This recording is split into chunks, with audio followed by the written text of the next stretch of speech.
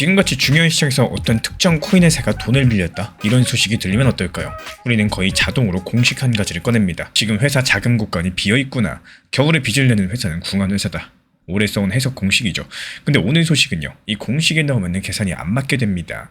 빌린 쪽 뒤에 서 있는 모 회사는 작년 3분기 기준 현금만 무려 7조 원을 들고 있었고요. 심지어 이번에 빌린 돈을 사겠다는 기관이 몰려가지고 당초 계획보다 그 규모를 늘려가지고 받았습니다. 아쉬워서 빌린 그림이 아니라는 거고, 그래서 오늘의 결론부터 걸어두고 시작을 하자면, 저는 이번 일을요, 다들 이 판에서 돈을 빼던 겨울 한복판에 전통금융의 기관 돈이 방향성을 거꾸로 잡고 들어온 사건으로 읽습니다. 그리고 미리 고백할 게 한 가지 있어요. 이 발표문 어디에도 XRP 이야기는 없는데요. 근데도 XRP 관련해가지고 다루는 이유가 분명히 있고, 그 이유는 심사 서류철에 마지막에 적혀 있었습니다. 지금부터 그 서류철을 앞장부터 넘겨보도록 할게요. 먼저 무슨 일이 있었냐? 이번에 리플이 공식적인 발표를 냈습니다. 리플의 기관 전용 자회사인 리플 프라임이 요즘 환율로 어림해가지고 3,900억 정도 규모의 채권 발행을 마쳤다는 내용이고요. 여기서 채권이라는 건 쉽게 말씀드려서 회사가 돈을 빌리면서 언제까지 돌려주고 그 대가로 얼마를 얹어주겠다, 이런 약속들을 적어서 건네는 증서입니다. 이 증서에 붙은 꼬리표들이 하나같이 눈에 띄어요. 먼저 선순위, 이 회사에 무슨 일이 생겨도 돌려받는 줄에 맨 앞에 선다는 조건입니다. 무담보, 잡혀있는 물건이 하나도 없다는 뜻이죠.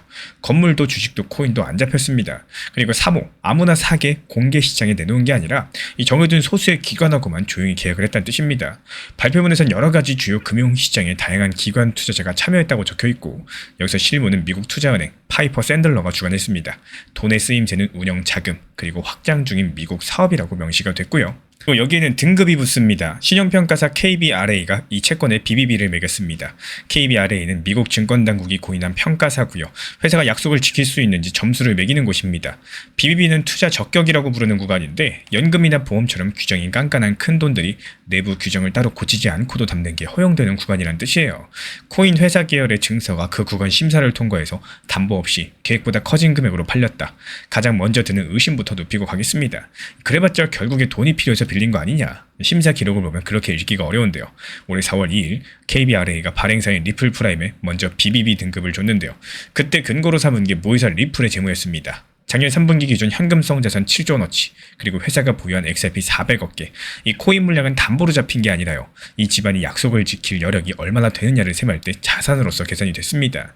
이 평가사 문서에서는 이 물량을 두고 아직 값이 다 반영되지 않은 상당한 가치라는 취지의 표현까지도 등장을 하는데요.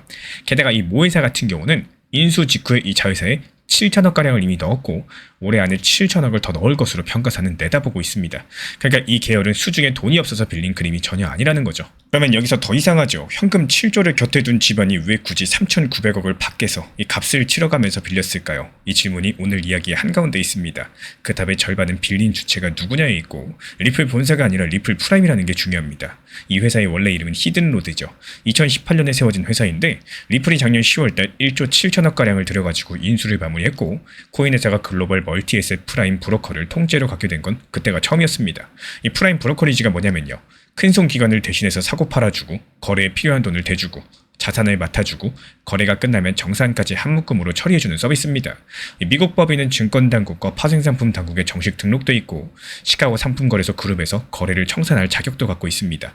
이 몸집도 이미 상당한데요. 올해 5월달 보도 기준 한 해에 청산해가지고 주는 거래, 그러니까 맺어진 거래에 돈과 자산을 실제로 주고받아서 마무리해주는 규모가 4천조 원을 넘었고요. 매출은 1년 내 3배가 됐다라고 전언을 했습니다. 이 같은 달에는 800조를 굴리는 미국 운영사 유버거 버먼 측에서 이 회사에 최대 2,800억을 빌려주는 계약을 먼저 맺기도 했습니다. 제가 보는 관점은 이 업 자체가 신용 그 자체가 상품입니다. 기관이 자기 돈과 자산과 정산을 통째로 맡기는 회사이기 때문에 고객이 가장 먼저 따지는 게 이 회사가 약속을 지킬 능력이 있느냐거든요. 그 능력을 기관들의 언어로 번역해 놓은 게 신용 등급이고요. 그 등급을 실전에서 증명하는 확실한 방법이 담보 없이 채권을 파는 일입니다. 그러니까 이번 발행은 확장 자금을 마련하는 일인 동시에 우리 신용이 이만큼이라는 것들을 시장 한복판에서 감매겨 보인 절차이기도 하다.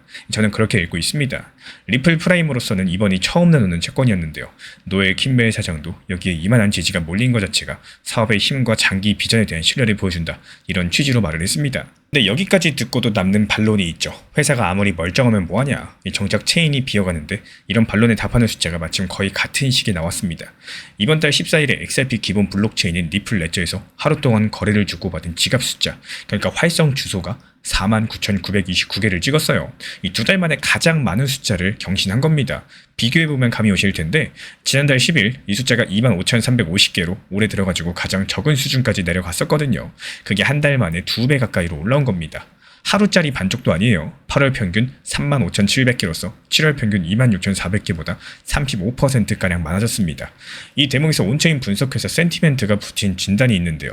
체인 위의 거래 기록과 시장의 여론을 함께 살피는 데이터 회사인데 그 요지는 이렇습니다. XRP 가격이 밀렸을 때 개인 투자자들의 마음이 상하는 건 막을 수가 없다. 근데 온체인 활동이 살아나고 있고 이건 상승을 기다리던 쪽이 바라던 반대 신호이기도 하다고요. 이 두려움 같은 경우는 언제나 크고 시끄럽겠지만 활발한 체인이 유지된 채로 수요가 돌아오게 된다면 이런 부정 여론들은 내일의 저점 매수 이야기로 바뀔 수 있다. 여기까지가 센티멘트의 문장이고 그리고 나서 이번에 XRP가 강력한 급등을 했죠. 결국에 센티멘트 측 보고서 진단이 맞았던 겁니다. 지난 XRP의 매수 타점을 들었던 1,400원대 초반대 구간에서의 지표들을 살펴보면요. 그 당시 리플에는 지금 있는 것들이 하나도 없습니다.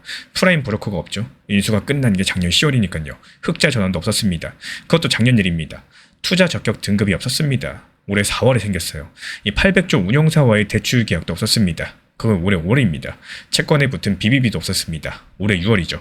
그리고 담보 없이 팔린 3,900억짜리 증서도 당연히 없었습니다. 이번에 생겼으니까요. 그렇다면 이 속보가 왜 XRP랑 관련이 있느냐? 그 심사 서류철 안에 XRP 400억 개가 이 집안의 여력으로 계산되어 들어가 있기 때문입니다.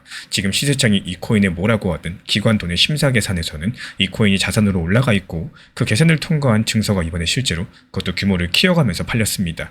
저는 이게 이번 주 XRP 뉴스 가운데 가장 무거운 문장이라고 봐요. 앞으로의 그림은요. 이 돈이 예고대로 미국 쪽 확장에 들어가서 리플 프라임의 기관 서비스가 실제로 넓어지고 그 사이에 체인 활동이 지금 수준을 지켜준다? 그렇다면 나중에 투자 심리가 돌아오는 국면에서 이 구간은 기관 신용시장의 시세보다 먼저 통과시켜준 구간으로 다시 읽힐 가능성이 있다라고 봅니다. 그 근거는요. 지금 돈의 쓰임새가 처음부터 운영과 미국 확장으로 명시돼서 발표가 됐고 올해 4월 발표 행사 등급, 5월 기관 대출 계약, 6월달 채권 등급, 8월 발행 완료로서 이 순서가 차곡차곡 쌓여온 게 확인되고요. 사용 지표가 2달 만에 최소한의 바탕을 받치고 있기 때문입니다. 그래서 결국에 리플 프라임이 담보 없이 3,900억 규모 채권을 계획보다 키워가지고 소수기간에 팔았고요. 그 등급은 투자 적격 BBB였습니다. 같은 시기 리플 레처의 하루 활성원 주소는 49,000개로서 2달 만에 가장 많았었지만요. 이 새 지갑 정체 그리고 본 논란을 걷어내고 봐야 되는 숫자였습니다. 그리고 가격은 재작년 11월 언저리로 돌아왔었지만 회사의 신용과 사업 기록은 그때랑 전혀 다른 위치에 서 있었어요. 그래서 우리 구독자분들께 여쭙고 싶습니다. 재작년 11월과 같은 값이라면은 그때 같은 XRP일까요? 아니면 또 다른 XRP일까요? 댓글로 여러가지 생각들 들려주시고 저는 8월달이 끝나면 월평균 활성 주소 숫자를 들고 다시 찾아뵙도록 하겠습니다. 이 8월에 35,700이 지켜지는지 7월달에 26,400으로 되돌아가는지 그 숫자부터 오늘 이야기의 확인이 시작이 될 겁니다. 미국 국채 시장을 실시간 모니터링하면서 한 번도 본 적이 없는 정말 이상한 징후가 포착이 됐었고 제 투자 경험상 강력한 위기인데도 불구하고 가격이 반응을 하지 않는다? 이거는 위기는 곧 기회로 볼 수가 있다는 겁니다. 이에 따른 XRP 급등 징후에 대해서 우리 구독자분들께 가장 먼저 말씀을 드렸고요. 실제로 급등 전날이었습니다. 리플 커뮤니티 정확히 바닥 매수 타점에 대해서 공지를 드렸었고 그리고 8월 19일 새벽 6시에 업로드 영상 통해서도 XRP 최고의 급등 호재다. 강력한 급등각에 대해서 말씀드렸습니다. 근데 이렇게 말씀을 드려도 많은 분들께서 믿지 못하실 만큼 XRP 급등 전 투자 심리는 상당히 싸늘했었는데요. 정리드리자면 XRP 매수 타점을 공지드렸고 업로드까지도 영상으로도 말씀드렸어요. 바로 저녁부터 급등이 시작돼가지고 현재 총 42% 급등을 한 상황입니다. 현재 XRP에 대해서 언제 매도하면 좋을지 이 매도 타점에 대해서도 친절하게 미리 말씀드려놨죠. 아무래도 영상 통해 가지고 전달드리는 속보 타점 내용들 같은 경우는 제가 촬영 시간, 편집 시간이 있기 때문에 어쩔 수 없이 딜레이 걸리는 시간들이 있습니다. 여기에 대해서 리플 전용 방통에서 발빠르게 속보 타점 말씀드리고 있기 때문에